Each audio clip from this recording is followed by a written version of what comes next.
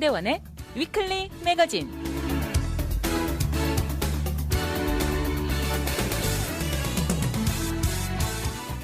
안녕하세요. 위클리 매거진의 문대원입니다. 정말 다양한 인종이 섞여 사는 이곳 미국은 한때 멜팅 팟이라는 단어가 다양성과 많은 장점들로 긍정적으로 쓰였던 기억이 있는데, 이제는 수많은 인종들이 섞여 살면서 오히려 부작용이 줄줄이 차례로 이어지는 느낌입니다. 지난 20여 년만 보아도 9.11 테러 참사 이후 모든 중동 사람들은 테러리스트로 여겨지면서 공항에서 더 심한 검사를 통과해야 했습니다. 거기다 이번 팬데믹이 중국에서 시작되면서 아시안들이 인종 혐오의 타겟이었습니다. 이제는 하마스와 이스라엘 간의 전쟁으로 미국 내 유태인과 팔레스타인 사람들을 겨냥한 증오범죄가 매일같이 일어나고 있는 현실입니다. 이런 것이 너무 심해지다 보니 과연 미국 내 멜팅 팟이라는 점이 좋은 것인지 의심까지 생기는 현실입니다.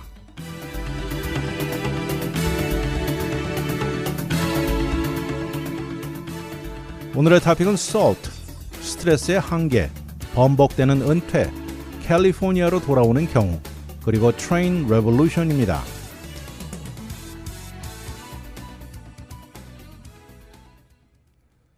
여러분, salt, 소금이죠. 정말 그런데 이 소금이 인간으로 인한 다양한 이유로 현재 지구는 점점 더 소금기가 높아지고 있다는 것입니다. 특히 토질, 물, 대기의 소금기가 높아진다는 것인데요. 이런 현상은 지난 수십 년간 이미 많은 민물 지역에 심각한 문제를 동반하고 있다는 것입니다. 최근에 메릴랜드주 한 곳에서는 황토색 수돗물이 쏟아져 나오게 만들었고요. 또 미시간주의 플린트 도시에서는 독성 납이 포함된 물의 이유가 바로 이런 소금 공해라는 것입니다. 소금 공해, salt pollution이라고 부르는데요. 아직까지 인류가 지구 생활에 위협적이지는 않지만, 그렇지만 이 이슈는 서서히 다가올 거대한 재앙의 가능성이 있다고 슬리핑 자이언트라고 부르고 있습니다. 우리가 아는 하얀 소금이죠. 소금은 음식에나 바다에 있는 것인데 잘 알고 있죠. 화학적으로 소금을 소듐 클로라이드라고 부릅니다. NaCl, 이 중에 소듐, 한국에서는 이것을 나트륨이라 그러는데요. 이 소듐은 우리 생활에 다양한 곳에 존재합니다. 그리고 이런 소듐 이온은 지난 50여 년간 강하류, 조그만 개울물 등 양이 상당히 늘어났다는 것이고, 이런 추세는 글로벌로 모두 똑같은 차원입니다. 소금은 농작물 키우는 것에서부터 음료수, 산업 가공 과정, 또 히팅의 에어컨디셔닝에까지 사용되고 있습니다. 그런데 소금이 물에 들어가 있을 때 이 모든 것에 영향을 주게 되죠. 그리고 이런 영향이 점점 증가하고 있다는 것입니다. 이렇게 소금 농도가 점점 높아지는 것은 특히 지구 내 민물 공급에도 치명적인 여파를 가져올 것이라는 문제입니다. 소금은 정말 자연적인 것이죠. 그리고 지구에 절실하게 필요한 것입니다. 그런데 지난 수만 년 동안 인간의 활동들로 인해서 최근 수십 년간 정상적인 소금 결정체의 변화를 가져왔다는 지적입니다. 농업, 광산업, 건축, 수지 처리 과정, 또 도로 공사, 모든 산업계 활동들에 이어지는데요. 이러다 보니까 토질, 민물, 대기의 소금량이 증가되어 온 것입니다. 한 예가 있는데요. 호수 중에서도 바다처럼 짠 물로 되어 있는 소금 호수가 있는데, 이런 호수 주위의 이리게이션 시스템이 문제입니다. 이런 예는 유타주의 대표적으로 솔트레이크이죠. 그러면서 미국 내 서부 지역에 이런 모습을 많이 볼 수 있다고 하는데, 요새 점점 호수 안으로 흘러 들어가는 물 양이 줄어들고 있습니다. 그리고 남아있는 호수는 증발되고 그 남은 높아진 소금기는 토질로 들어가게 됩니다. 그러면서 결국 근방에 있는 식물들을 어렵게 하는 결과를 가져오죠. 앞으로 물 소비량을 크게 줄이지 않고서는 유타주의 솔트레이크는 위기를 맞고 사라질지도 모른다는 그런 얘기도 있습니다. 지난 2020년 이후에 솔트레이크의 호수 안의 물 감소량은 400억 갤런이 넘어간다고 하는데요. 이렇게 물 사용이 급증한 것은 바로 그 근방의 농업이 가장 큰 이유입니다. 그런데 이렇게 갖다 쓰는 물이, 거대한 양의 물이 바로 가축들을 먹일 풀을 재배하는 데 사용된다는 것입니다. 거기다 최근 들어 줄어드는 호수의 물량은 전문가들을 더 우려하게 만들고 있습니다. 그러면서 앞으로 더 이상 이렇게 시간 낭비할 여유가 없다고 주지사도 말하고 있습니다. 그런데 실질적으로 현재 미국 내 소금기 증가의 가장 큰 이유는 다소 놀랍기는 한데요. 바로 길에 뿌려지는 소금 때문입니다. 추운 지역에 사시는 분들은 잘 아실 텐데 겨울철에 이런 지역에 도로가 얼어붙는 것을 방지하기 위해서 소금을 뿌리죠. 지난 2013년에서 2017년 4년 동안 그 사이 도로에 사용되는 소금 양이 전국에서 소비되는 소금 전체 양의 44%나 차지했습니다. 이렇게 도로에 뿌려지는 소금을 로드 솔트라고 하는데요. 결국 나중에 이것들은 개울로 흘러내려가게 되는 것이죠. 그리고 이 중에 일부는 식수를 운반하는 널리 뻗어져 있는 상수도 시스템, 파이프 시스템으로 들어가게 됩니다. 그리고 이런 파이프들은 환경과 인간에 절대 좋지 않은 납이나 구리 같은 금속으로 만들어져 있는 것이죠. 이런 많은 양의 도로 소금이 흘러들어가서 보호장치가 제대로 되어 있지 않은 파이프 시스템으로 들어갈 때 결국 몸에 좋지 않은 금속들이 녹아서 우리 수돗물로 들어오게 되는 결과가 되는 것이죠. 그러다 한 번씩 이렇게 대량의 소금기가 물 시스템에 밀려 들어오는 일이 실제 일어났던 것입니다. 바로 앞에 말씀드렸던 미시간주의 플린트에서 일어났는데요.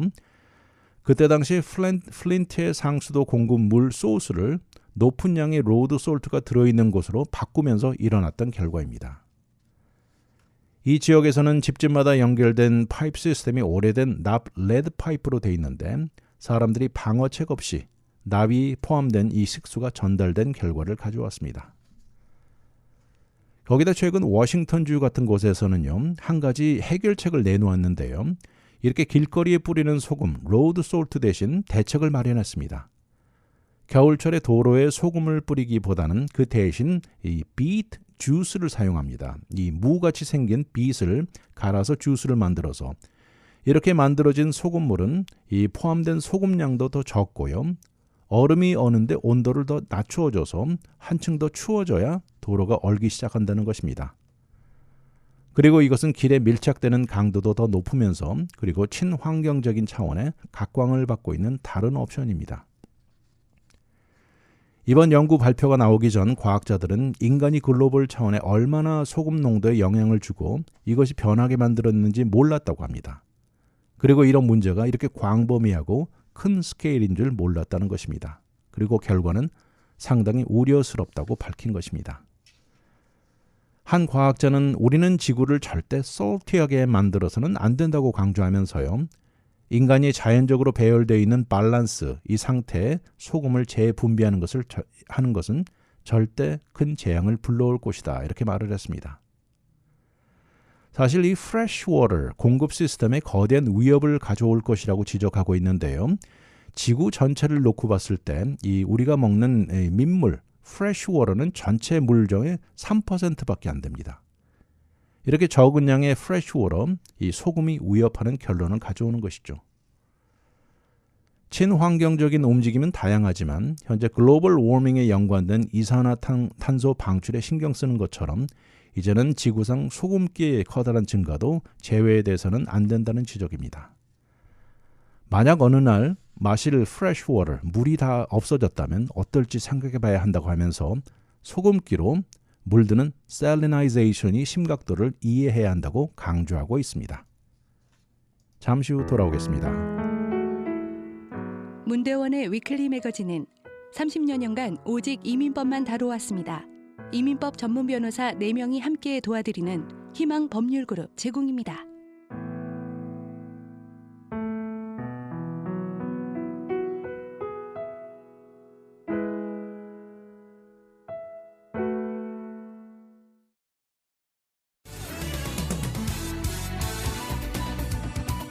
와이드 매거진 문대원의 위클리 매거진.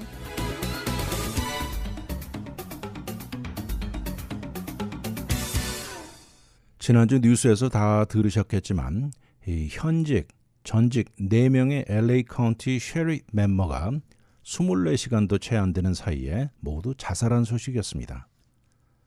정말 놀라운 소식이었는데 그러나 이 뉴스를 듣던 전직 경찰 오마르 델가도 씨는 절대 놀랍지 않다고 말합니다. 다른 사람보다 본인은 너무 잘 이해된다는 것인데 이것을 마치 압력밥솥, pressure cooker라는 표현을 씁니다. 이런 프레셔 쿠커는 압력을 서서히 빼내지 않고서는 한 번에 열면 폭발한다는 것이죠. 델가도 씨는 바로 2016년 6월 12일 올랜도의 펄스 나이트 클럽 참사 현장에 도착한 첫 번째 경찰관이었습니다. 그렇지만 그 이후 PTSD죠. Post Traumatic Stress Disorder, 이것으로 크게 시달리면서 본인도 자살 시도를 2번이나 겪었던 것입니다.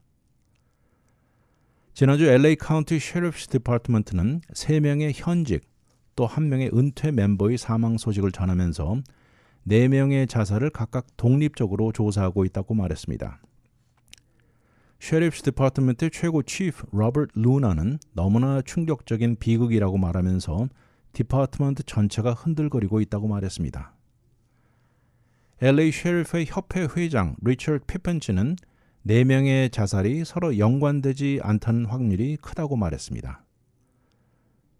이렇게 짧은 시간에 그것도 같은 에이전시 안에서 모두 일어난 것이 놀랍다고 말하면서 강력계 멤버들의 정신건강 관리 강화와 재정비의 필요성이 크게 대두됐다고 말합니다. 오피서들에게 문제가 생겼을 때 이것을 인식하고 도움을 요청할 수 있는 인센티브가 절실하다고 말합니다. 현재 모든 곳에 인력난으로 그렇듯이 지금 이것도 스텝진의 부족 현상이 가장 치명적이라고 말합니다. 디파트먼트의 버짓 리포트만 보아도 현재 17,000명 이상이어야 하는 현실에 겨우 4,000명이 모든 임무를 맡고 있는 현실입니다.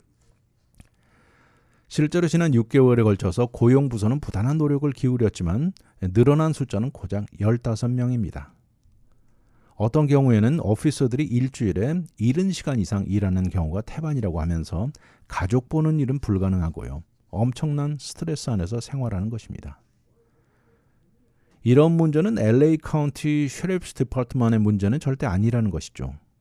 전국적으로 강력계 모든 폴리스 디파트먼트는 팬데믹의 조지 플로이드 사망에 이어진 시위들 이후 모든 직책의 멤버가 모자란 상태입니다.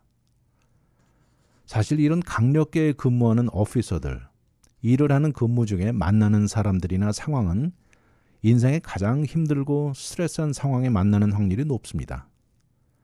매주 매일같이 이런 어려운 상황의 일을 맡아 해결해야 하는 것이 겹치면서 지칠 대로 지치고 기진맥진해지는 것이죠. LA 카운티 셰리프스 디파트먼트 올해만 자살한 멤버가 9명입니다. 이것은 작년만 보아도 1명, 2021년에는 3명, 2020년은 2명인데 올해는 엄청나게 높아진 것입니다. 이번 4명의 자살은 뭉친 그룹, 클러스터라고 부르는데요. 자살이 전염성이 있다는 것에 근거합니다. 이런 것은 아주 가까운 그룹 안에서 잘 일어나는데 특히 유니폼을 입은 그룹의 경우 더 그렇다는 것입니다.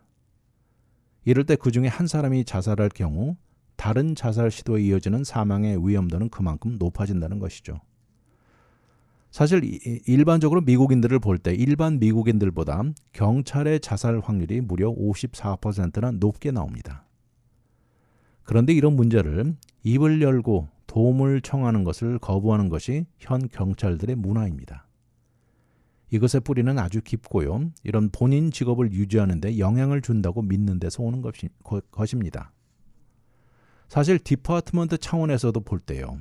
모든 경찰들이 총을 지참하고 일에 임하는데 이런 멤버가 정신적인 문제를 가지고 있다는 사실은 그만큼 더 책임을 져야 하는 우려가 앞서는 현실이죠. 사실 단순히 말해서 경찰이 정신적 스트레스 문제를 가지고 있다는 사실은 경찰 문화의 일종의 오점이기 때문이죠. 그러니까 그 대신 그냥 다시 한번 입 다물고 마음 새로 먹고 또 출동하는 것을 선택하는 것입니다.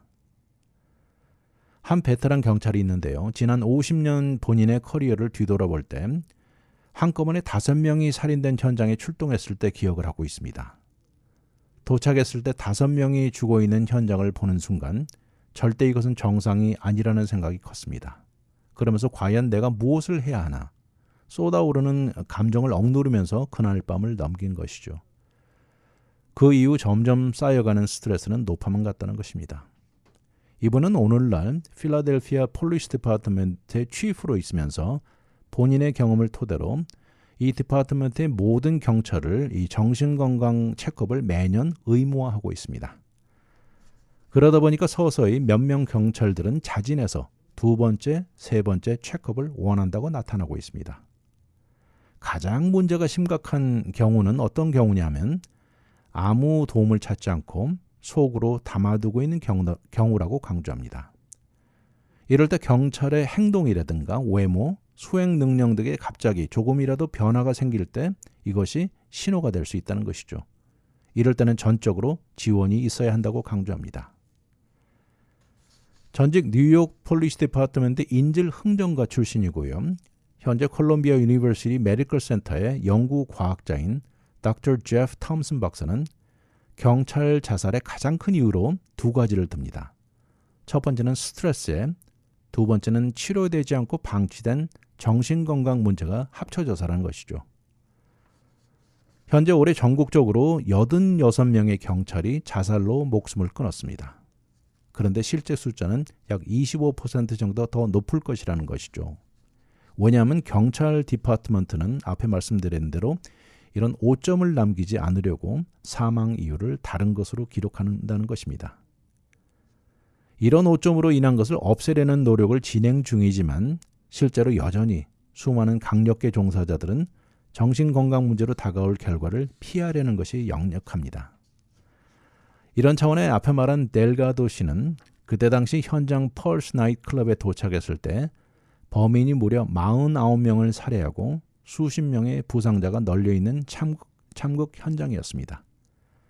그런 상황에 시체들 가운데서 범인과 몇 시간 대치극까지 벌였던 것이죠. 그 이후 델가도 씨는 6개월 동안 일을 도무지 할 수 없었습니다. 그리고 결국 2017년 말에 가서 10년 넘게 일했던 직업에서 PTSD라는 진단이 나온 이후로 직업을 잃어버린 것이죠. 해고된 것이죠. 디파트먼트가 고용한 의사가 PTSD 진단을 내리면서 임무를 수행하는 데 불가능하다는 판단하에 내려진 결과였습니다.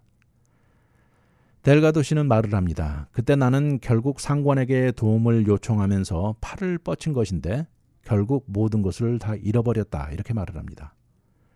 사실 그때 당시 그 본인이 있던 디파트먼트에서는 이런 정신력 문제에 도움을 요청한다는 움직임이 막 일어나려던 시기였습니다. 그렇지만 본인이 파이어된 이후에 모든 경찰들에게 도달한 메시지는 입을 열었다가는 똑같은 일이 본인에게도 일어날 것 같은 경고같이 작용을 한 것이죠. 그 이후 모두 입을 다물어 버리게 된 결과를 가져왔습니다. 악몽에 시달리는 경찰들 엄청나게 많지만 입을 굳게 닫은 상태라고 합니다. 이번에 24시간도 되지 않는 시간 동안 4명의 현직, 전직 LA 카운티 셰리프 이들이 자살하는 참극이 일어났지만 내부 컬처를 잘 아는 사람들은 이런 비극이 절대 놀랍지 않다고 말하고 있습니다. 잠시 후 돌아오겠습니다. 문대원의 위클리 매거진은 30여년간 오직 이민법만 다뤄왔습니다. 이민법 전문 변호사 4명이 함께 도와드리는 희망 법률그룹 제공입니다.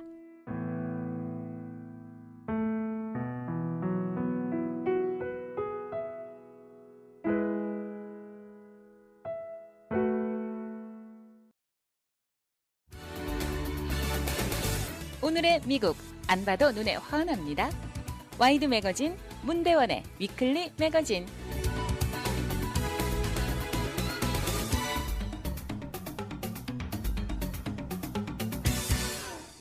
과연 혁신적인 기차 시스템이 무엇일까요?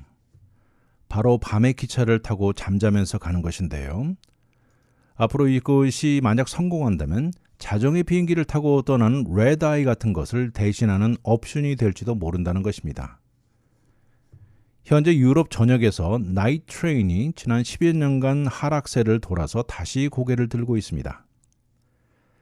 그러면서 혹시 특히 단거리에는 비행기를 대체할 가능성이 있을지 희망을 갖게 해준다고 하네요.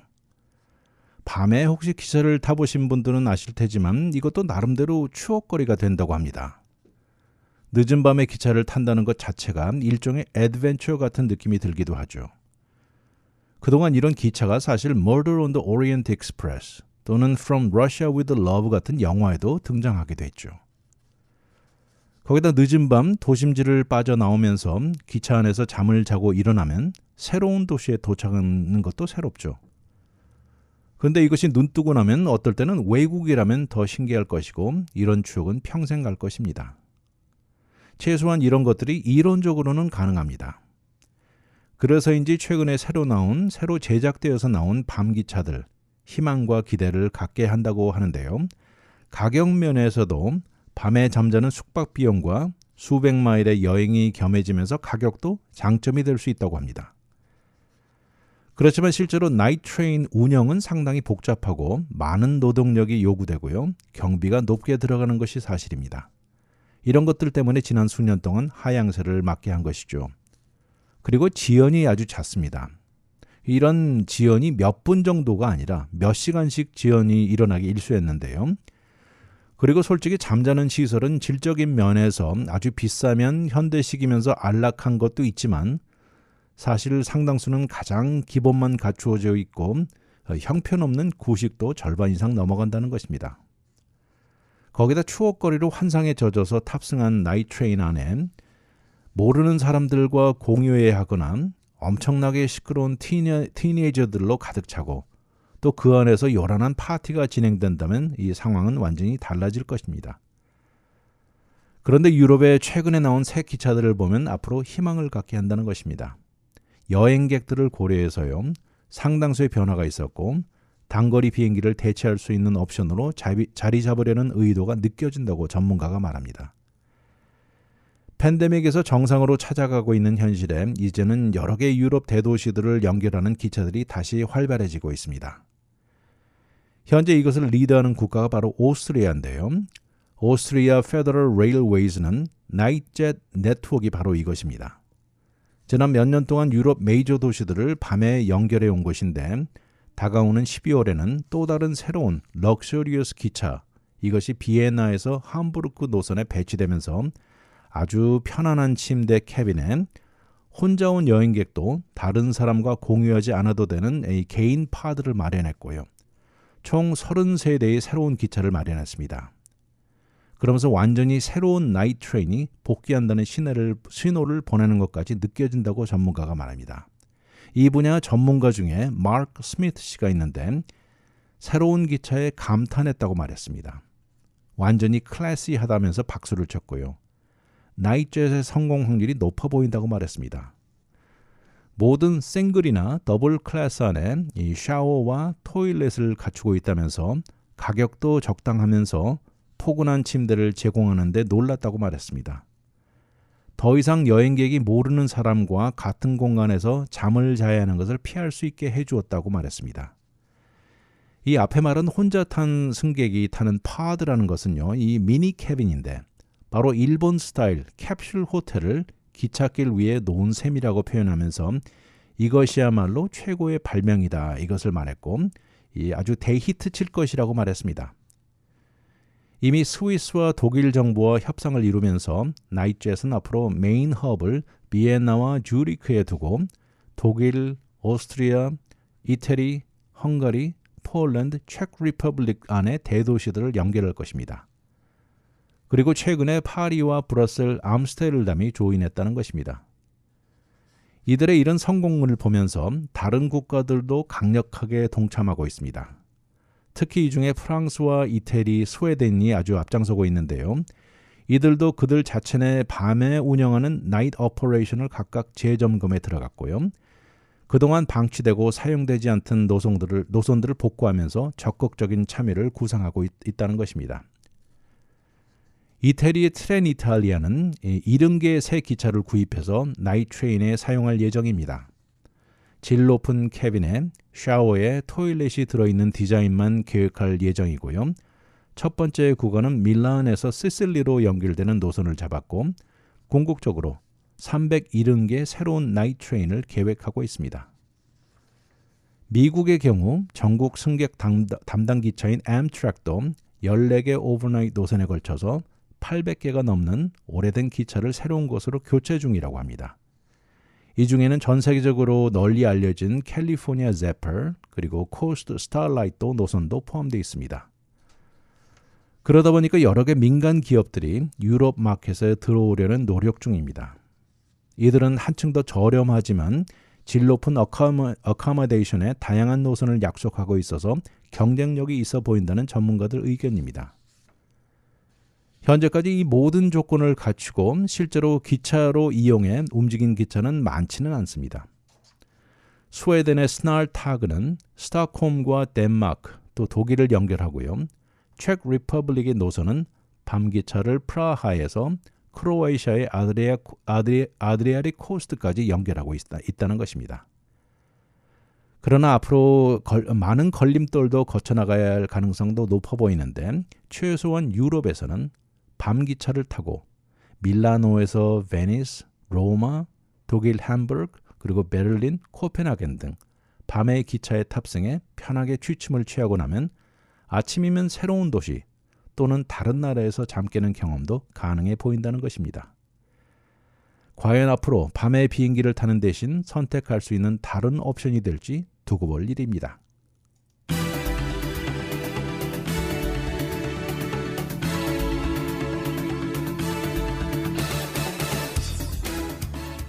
개인 화장실과 샤워, 그리고 편안한 침대에서 잠을 자면서 기차 여행을 한다는 것은 정말 호화스럽다는 생각까지 듭니다. 과연 늦은 밤 기차를 타고 다음날 눈을 뜨면 목적지에 도착해 있다는 것이 비행기 대신 이용할 수 있는 다른 옵션이 될지 궁금합니다. 기차나 비행기 여행 중 가장 힘든 것이 잠자는 것인데 침대에서 잠을 잘 수 있다는 것만으로도 큰 장점일 것입니다. 거기다 혼자 여행을 하는 사람도 남과 같은 공간이 아닌 단독 캡슐에서 잠을 잘 수 있는 기차는 정말 환상적입니다.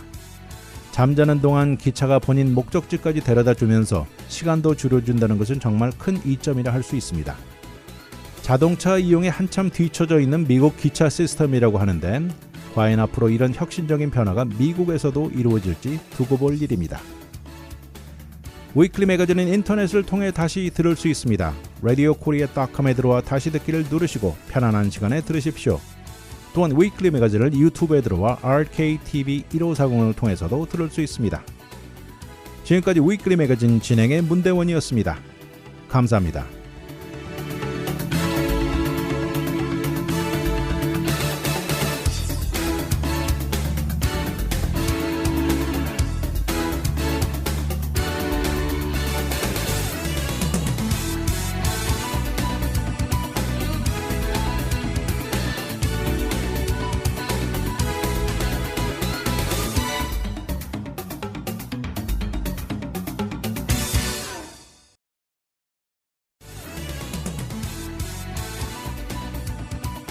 와이드 매거진 문대원의 위클리 매거진.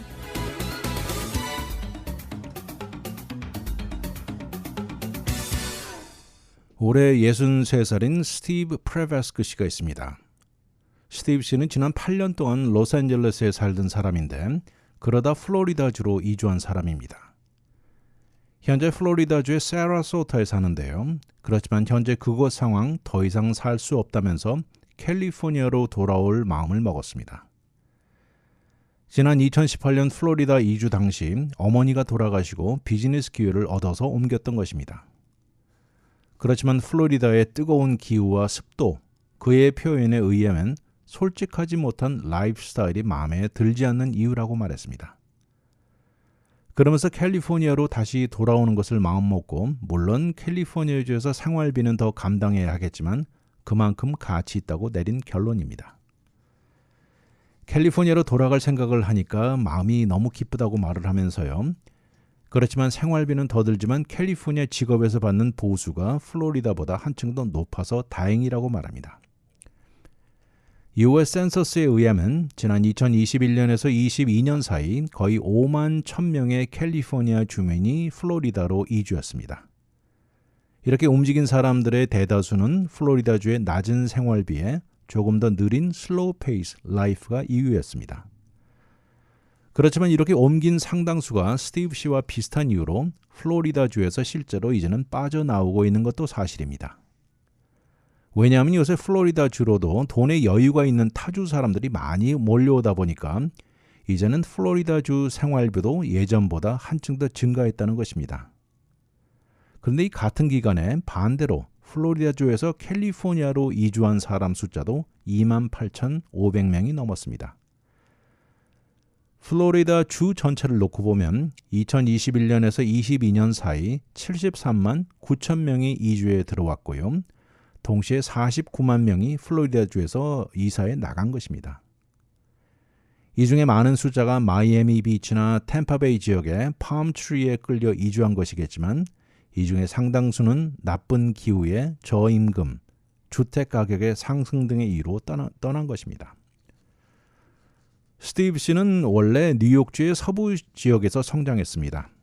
그곳이야말로 아주 혹독하게 추운 겨울에 거센 바람은 말로 표현이 어려울 정도입니다. 스티브 씨는 어린 시절부터 플로리다주나 캘리포니아로 옮기는 것이 목표였다고 합니다. 그러다 플로리다주의 대학에 스칼러십을 받고 하이스쿨 졸업과 동시에 플로리다주 올랜도에 정착했습니다. 그리고 대학을 졸업한 후 영화, TV 분야에 취직을 했고요. 그러다 2008년 리세션 기간 동안 본인이 시작한 비즈니스가 완전히 망해버린 것입니다. 새로운 시작을 위해서 캘리포니아주로 옮겨서 프로페셔널 라이터, 작가로 8년 동안 살았던 것입니다. 그 기간 동안 캘리포니아 생활에 푹 빠져 살았습니다.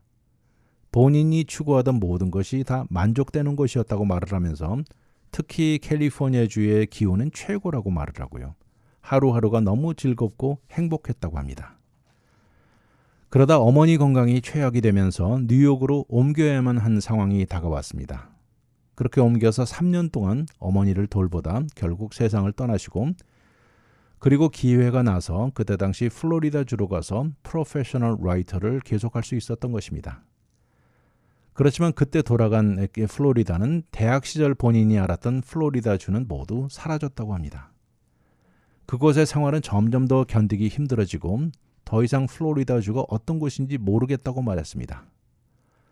그곳은 산이라고는 찾아보기 힘든 평평하고 움직임이 많은 사람들이 살다가 사라지는 모습이 주였고요. 영감을 전혀 받지 못하는 곳이 되어버렸다는 것입니다. 반면 태평양 쪽에 산다는 것은 그곳 모습이나 기후는 이 세상 최고라면서요.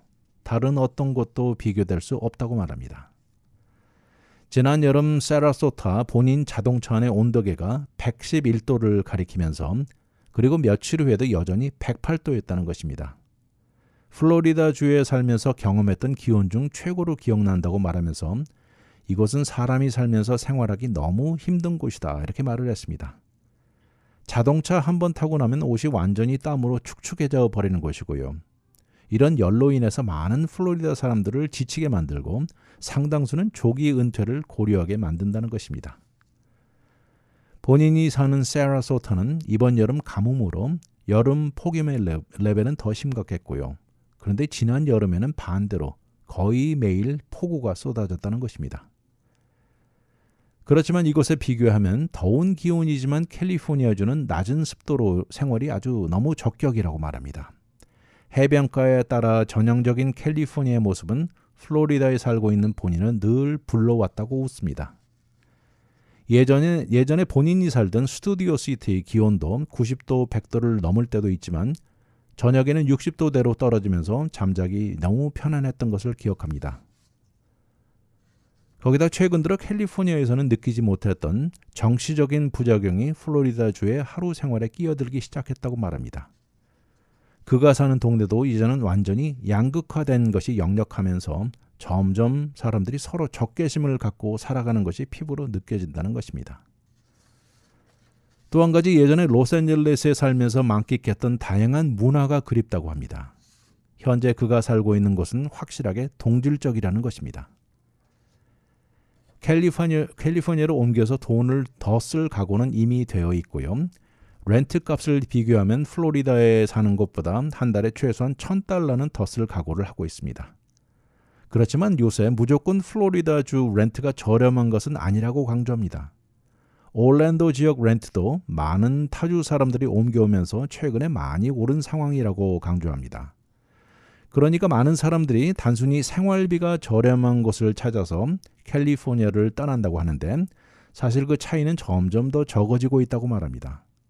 그러면서 플로리다주도 더 이상 이곳이 저렴한 곳이 아니라고 말합니다. 플로리다주로 이주해 온 사람들의 상당수가 Vacation Effect라고 부르면서요. 일주일이나 2주 정도 휴가로 방문해보고 이주를 결정한다고 하는데 실제 그렇게 해서 이사를 해오고 나면 기대와 다른 점이 생각보다 많다고 지적합니다. 나는 아침 일찍 일어나 스웨트셔츠를 입고 차가운 아침 공기를 느끼고 싶다 말을 하면서요. 세븐일레븐에서 커피 한 잔 사서 마시면서 멀리 산이 보이는 LA 모습이 그립다고 합니다. 나는 플로리다의 끈적한 습도에서 도피하고 싶다. 캘리포니아로 돌아가 스키를 즐기고 하이킹을 하고 싶다고 말합니다. 이렇게 플로리다주에서 캘리포니아로 반대로 돌아오는 경우도 있습니다. 잠시 후 돌아오겠습니다. 문대원의 위클리 매거진은 30여 년간 오직 이민법만 다뤄왔습니다. 이민법 전문 변호사 4명이 함께 도와드리는 희망 법률 그룹 제공입니다.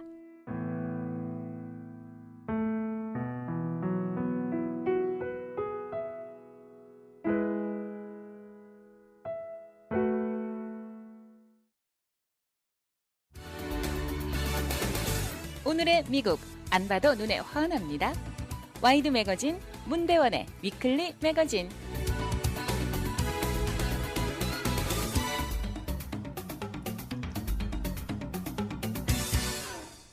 미국에서 은퇴한 사람들, 이런 사람들의 흔히 생각되는 모습은 어떤 것일까요? 예를 들어서 플로리다 같은 데로 여행을 가고 은퇴한 사람들 매일 골프 치거나 아니면 집에서 제퍼디 같은 게임쇼를 보고 매번 대통령 선거에 꼬박꼬박 무거운 한 표를 던지는 모습일 것입니다. 그런데 요새 은퇴한 사람들 중 상당수가 다시 일에 복귀하는 현실입니다. 이렇게 은퇴한 베이비 부모들이 직장에 돌아오는 현실이 현재 부족한 종업원 상황에 도움을 주고 있기도 하다고 한 경제가들은 말하고 있습니다. 지난 팬데믹이 막 시작되고 실직되거나 건강 이유, 또 직업에 대한 생각의 변화 등 다양한 이유로 예상했던 것보다 한층 더 거대한 숫자의 베이비 부모들이 은퇴를 결정했습니다. 그런데 이제 몇 년이 지나고 상황이 크게 변하면서 그중 상당수는 마음을 바꾸고 은퇴를 번복하고 있습니다.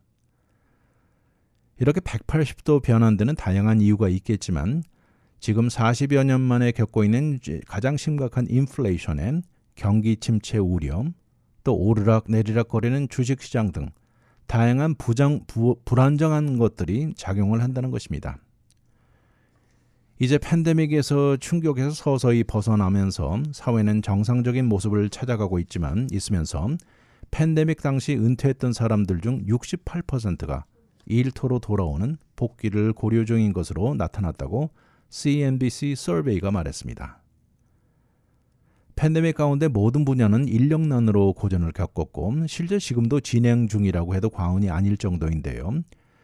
그러다 보니까 요새 고용주가 이 사람들을 뽑기 위해서 제공하는 조건이 한층 더 좋아졌죠. 살러리도 높아지고요. 사인할 때 보너스도 추가를 주는 데도 있고 또 분야에 따라서 원격 근무, 리모트 옵션이 제공되기도 하면서 질 높은 종업원을 유치하려는 현실입니다.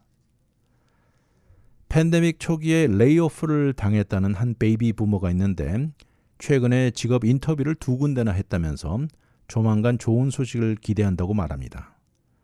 그러면서 현재 살고 있는 집을 유지하려면 이 일을 더 해야 한다고 말합니다.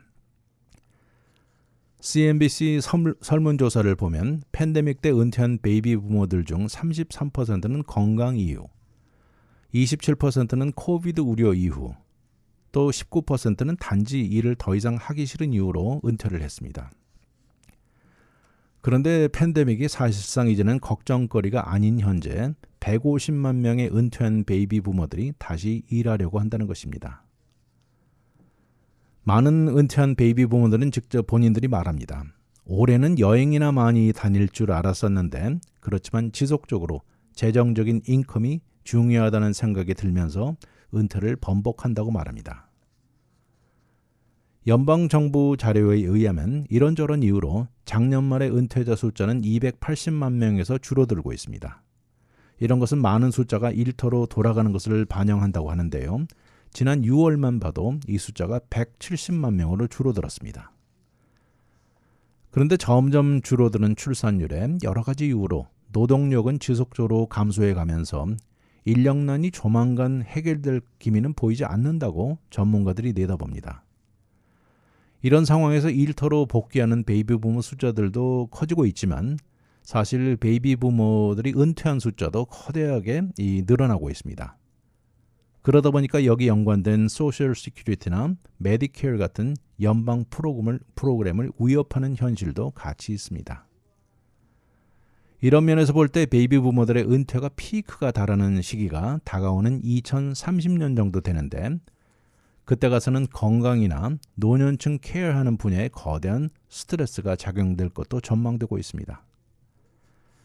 그렇지만 생각보다 많은 베이비 부모들이 은퇴를 번복하고 일터로 돌아오고 있습니다. 2020년대가 끝날 무렵에 가서는 50세가 넘는 일하는 사람 숫자는 노동력 전체 4분의 1, 25%를 차지할 것이라고 하는데 현재 전문가들이 내놓은 숫자가 있습니다. 비교적 편안한 은퇴 생활을 즐기려면 100만 달러 이상이 있어야 한다는 이 전문기관 분석에 의존한다면 수많은 베이비 부모들은 은퇴를 미루어야 한다는 결론이 나오는 것이죠. 그리고 베이비 부모들 중에서도 이 중에 어린 층에 들어가는 1960년에서 65년 사이에 태어난 사람들은 은퇴 목표에 도달하는 현실에 더 고전한다는 것입니다. 이런 어린 층에 들어가는 베이비 부모들은 나이 먹은 층들보다 소유하는 부의 가치가 19% 정도 낮다고 나와 있습니다. 이렇게 평균 은퇴 연령은 점점 늦어져 가고 있습니다. 지난 2022년 갤럽이 실시한 서베이를 보면 당시 평균 은퇴 연령이 61로 나와 있습니다. 그런데 이것이 1991년 당시 은퇴 연령이 57세로 나와 있고요. 그리고 2002년에는 59로 올라간 것입니다. 그런데 현재 실제로 일하고 있는 사람들 중 평균 은퇴 나이를 고려하는 나이는 66으로 나와 있습니다. 은퇴를 고려할 때 여러 가지 요소가 작용을 하죠. 예를 들어서 메디케어를 등록할 수 있는 나이, 소셜 시큐리티 베네핏을 언제부터 받을 수 있는지, 또 본인이 가지고 있는 은퇴연금 어카운트에 페널티 없이 꺼낼 수 있는 시점 등이 작용할 것입니다. 거기다 추가로 어떤 사람들은 본인이 살고 싶은 라이프 스타일, 또 거기에 따라가는 경비, 건강 상태, 그리고 진정 은퇴해서 일을 전혀 하지 않고도 충분히 살아갈 수 있는 재정적 여유가 생겼을 때 은퇴를 결정하게 된다고 나와 있습니다. 그렇지만 절대적으로 많은 미국인들 20년 전보다 은퇴를 한층 더 미루고 있습니다. 2002년에서 2007년 사이 60에서 64세 은퇴한 비율은 41%였고요. 65에서 69세 사이 은퇴한 비율은 76%입니다. 그렇지만 이것이 2016년에서 2020년 사이 와서는 60에서 64세 사이 은퇴 비율이 30%로 줄어들면서 더 미루고 늦춘다는 것이죠. 그렇지만 앞에 말한 대로 은퇴를 번복하고 일터로 돌아오는 베이비 부모들이 생각보다 많은 가운데 그 중에는 돈이 더 필요해서 복귀하는 비율이 제일 높습니다. 이들 중에는 같은 직종에 돌아가는 경우도 있고요. 아예 다른 분야에 뛰어드는 경우도 상당수 됩니다. 또 일부는 모아둔 재정적 자원이나 여유로 새로운 사업을 시작하는 경우도 있습니다. 그런가 하면 은퇴를 했다가 마음을 바꾼 이후로 활동을 중단해서 건강이 나빠질 것을 우려해서 어느 정도 활동을 다시 추구하는 경우도 상당수 된다는 것입니다. 이런 사람들은 주로 파트타임 직업을 선호합니다. 아무튼 여전히 인력난은 지속되는 가운데 은퇴를 번복하고 돌아오는 상당수의 베이비 부모 세대들이 나이는 들었지만 그들의 풍부한 경험이나 지혜를 발휘하면서 노동시장의 기여도도 무시할 수 없다고 전문가들이 말하고 있습니다. 잠시 후 돌아오겠습니다. 문대원의 위클리 매거진은 30여 년간 오직 이민법만 다뤄왔습니다. 이민법 전문 변호사 4명이 함께 도와드리는 희망 법률그룹 제공입니다.